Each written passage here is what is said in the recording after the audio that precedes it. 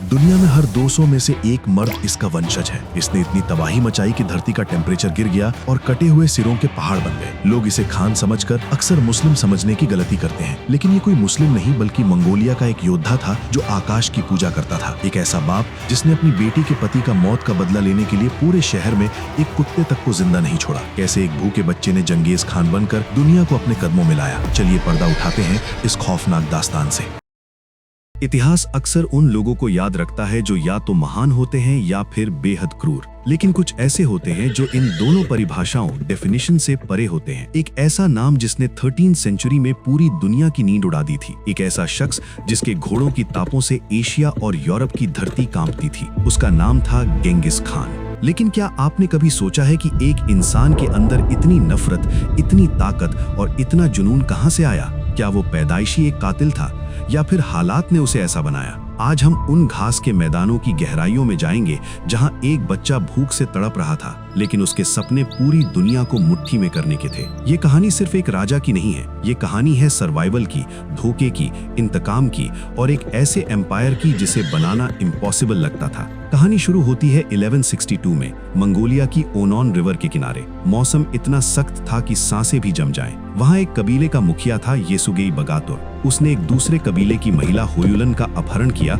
और उसे अपनी पत्नी बनाया। इन्हीं दोनों का बेटा पैदा हुआ, टेमुजिन। जब टेमुजिन पैदा हुआ तो उसकी नन्ही मुट्ठी बंद थी। जब उसकी मां ने मुट्ठी खोली तो देखा कि उसमें खून का एक थक्का था। मंगोल शगुन के हिसाब से ये इस बात का इशारा था कि ये बच्चा एक बहुत बड़ा योद्धा बनेगा जिसके हाथ खून से रंगे होंगे। बचपन में टेमुजिन कोई राजकुमार नहीं था। उसका घर एक गैर था और उसके खेल खिलौने सिर्फ तलवार और तीर कमान थे। उसके पिता उसे कबीले की पॉलिटिक्स और सर्वाइवल सिखाते थे, पर किस्मत ने उसके लिए कुछ और ही लिखा था। जब टेमुजिन सिर्फ 9 साल का था, उसके पिता ने तय किया कि अब बेटे की शादी का वक्त आ गया है। वो उसे उंगिराट कबीले में ले गए ताकि वो बोर्टे नाम की लड़की से मिल सके। शादी फिक्स हुई और टेमुजिन को वहां छोड़कर उसके पिता वापस आ रहे थे। रास्ते में उन्हें टाटार कबीले के लोग मिले। टाटार्स और येसुगेई की पुरानी दुश्मनी थी, लेकिन मंगोल परंपरा के हिसाब से दुश्मन को भी खाना खिलाया जाता था। टाटार्स ने दोस्ती का नाटक किया और येसुगेई के खाने में धीमा जहर, स्लो पॉइजन मिला दिया। घर पहुंचते पहुंचते येसुगेई की मौत हो गई।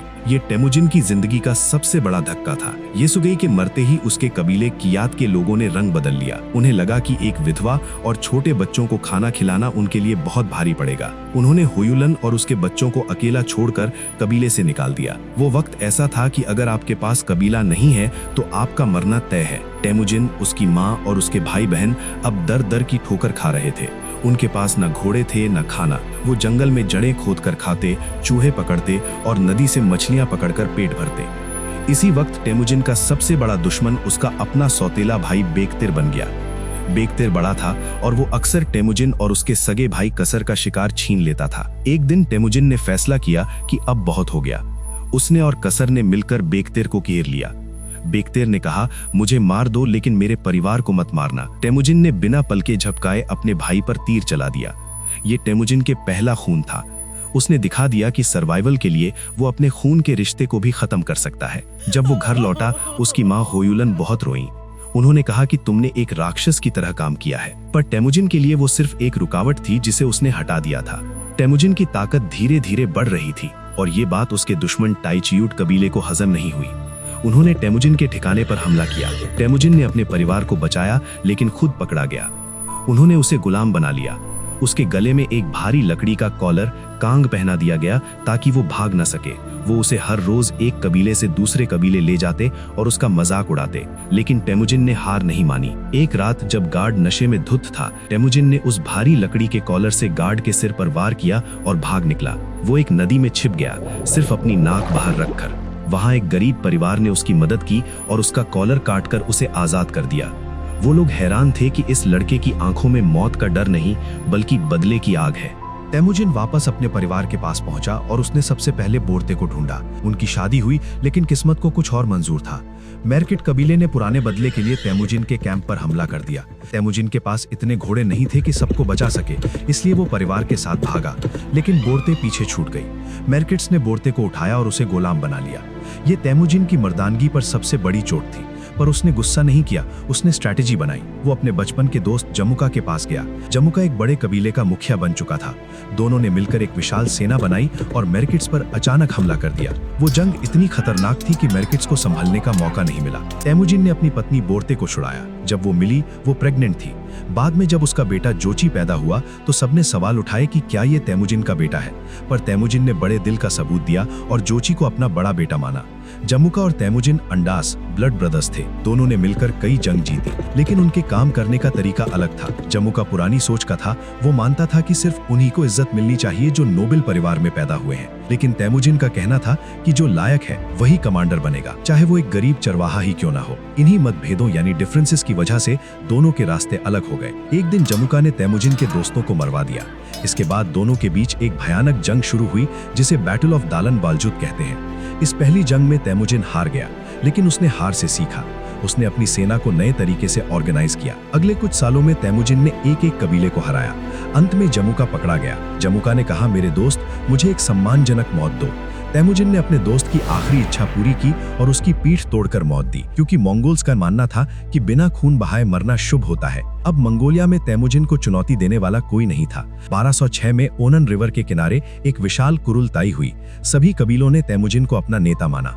वहां उसे टाइटल मिला गेंगिस खान। इसका मतलब था द यूनिवर्सल रूलर या ओशियानिक रूलर। आज भी दुनिया के लाखों लोग इस भ्रम में जीते हैं कि जंगीज खान एक मुस्लिम था, सिर्फ इसलिए क्योंकि उसके नाम के पीछे खान लगता है। लेकिन ये इतिहास की सबसे बड़ी गलतफहमी है। सच तो ये है कि जंगीज खान का इस्लाम या किसी भी किताबी धर्म से कोई रिश्ता नहीं था। वो मंगोलिया के उन पुराने कबीलाई लोगों में से था जो सिर्फ टेंगरी यानी उस अनंत नीले आकाश, इटर्नल ब्लू स्काई की इबादत करते थे। उसके लिए खान कोई मजहबी पहचान नहीं, बल्कि एक ऐसी दहशत भरी पदवी थी जिसका मतलब था इस धरती का एकमात्र मालिक, जो सिर्फ आसमान के ऊपर बैठे उस रब को जवाबदेह है। वो कहता था कि जैसे आसमान में सिर्फ एक सूरज होता है, वैसे ही पूरी जमीन पर सिर्फ एक ही खान का हुक्म चलना चाहिए, और उसी हुक्म को पूरा करने के लिए उसने दुनिया को खून से नहलाया था।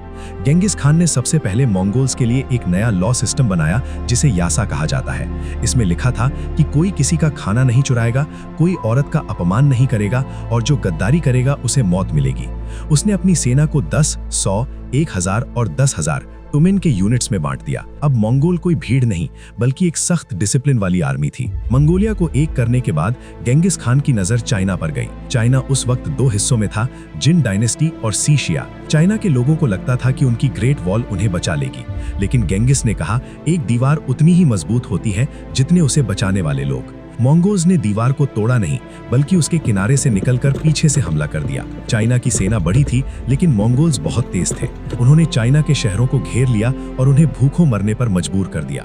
1215 में उन्होंने बीजिंग यानी जोंगडू पर कब्जा कर लिया। शहर को इतना लूटा गया कि इतिहासकार कहते हैं कि शहर की गलियां महीनों तक चिपचिपी थीं, क्योंकि वहां चर्बी और खून बह रहा था। यहाँ ये समझना जरूरी है कि मंगोल्स जीत कैसे रहे थे। उनकी सबसे बड़ी ताकत थी उनके घोड़े। एक मंगोल सोल्जर के पास 4 से 5 घोड़े होते थे। जब एक थक जाता, वो तुरंत दूसरे पर सवार हो जाता। इस वजह से वो एक दिन में 100 माइल्स तक सफर कर लेते थे, जो उस वक्त की किसी भी आर्मी के लिए नामुमकिन था। उनकी सबसे फेमस स्ट्रैटेजी थी the fake retreat.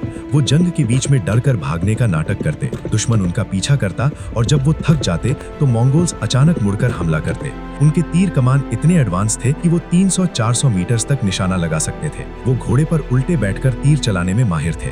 Genghis Khan सिर्फ दुश्मनी नहीं, दोस्ती भी जानता था। उसने ख्वारिज़मियन एम्पायर, आज का ईरान, उज्बेकिस्तान, तुर्कमेनिस्तान के सुल्तान अला अद-दीन मोहम्मद के पास दोस्ती का हाथ बढ़ाया और एक बड़ा ट्रेड कारवां भेजा। लेकिन सुल्तान के एक गवर्नर इनालचुक ने उन लोगों को मरवा दिया और उनका माल लूट लिया।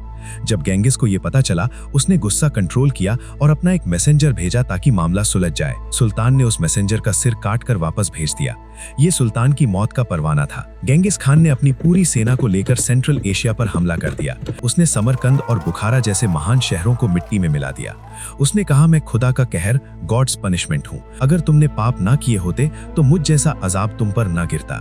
इसी युद्ध के दौरान एक घटना हुई जो गेंगिस खान की क्रूरता को दर्शाती है। निशापुर शहर में गेंगिस खान का दामाद तोकाचर की मौत हो गई।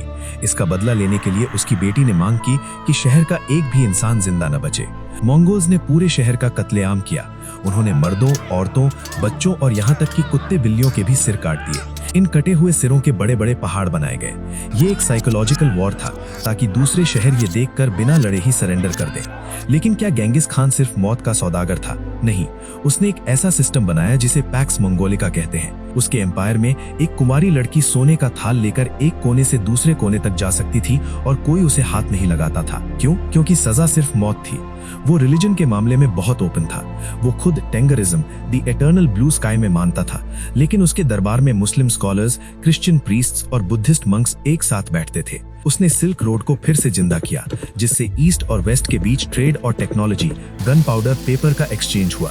एक बहुत ही हैरान करने वाली बात यह है कि 2003 की एक स्टडी के मुताबिक सेंट्रल एशिया के लगभग 8% पुरुषों का वाई क्रोमोसोम चंगेज खान से मिलता है। इसका मतलब है कि आज दुनिया में लगभग 16 मिलियन लोग चंगेज खान के डायरेक्ट डिसेंडेंट्स हैं। वो जहां भी जाता उसकी कई पत्नियां और कॉन्क्यूबाइंस होती थीं। ये एक बायोलॉजिकल लेगेसी है जो किसी भी और राजा के पास नहीं है। 1227 में जब चंगेज खान सीशिया के खिलाफ जंग लड़ रहा था, उसकी मौत हो गई। कुछ कहते हैं वो घोड़े से गिर गया था, कुछ कहते हैं वो बीमार था, लेकिन उसकी मौत से ज्यादा रहस्यमयी उसकी बरियल है। उसने वसीयत की थी कि उसे ऐसी जगह दफनाया जाए जहां कोई उसे ढूंढ न सके। उसका जनाजा ले जाने वाले रास्ते में जो भी आया उसे मार दिया गया। दफनाने के बाद उस जगह पर 1000 घोड़े दौड़ाए गए ताकि मिट्टी बराबर हो जाए। फिर उन सोल्जर्स को भी मार दिया गया जिन्होंने उसे दफनाया था।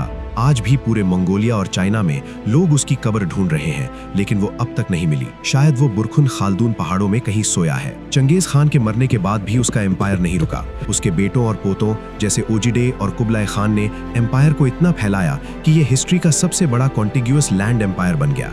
ये पैसिफिक ओशन से लेकर यूरोप के दरवाजे तक फैला था। उन्होंने रशिया को जीता, बगदाद को तबाह किया और वियतनाम तक पहुंचे। चंगेज खान की कहानी हमें क्या सिखाती है? ये कहानी है कि कैसे विल पावर और डिसिप्लिन से दुनिया को मुट्ठी में किया जा सकता है। एक बच्चा जिसके पास खाने को कुछ नहीं था, वो दुनिया का सबसे अमीर और ताकतवर इंसान बना। लेकिन ये कहानी हमें ये भी याद दिलाती है कि ताकत के साथ एक बड़ी कीमत भी चुकानी पड़ती है। उसने लाखों लोगों की जानें ली, शहरों को तबाह किया।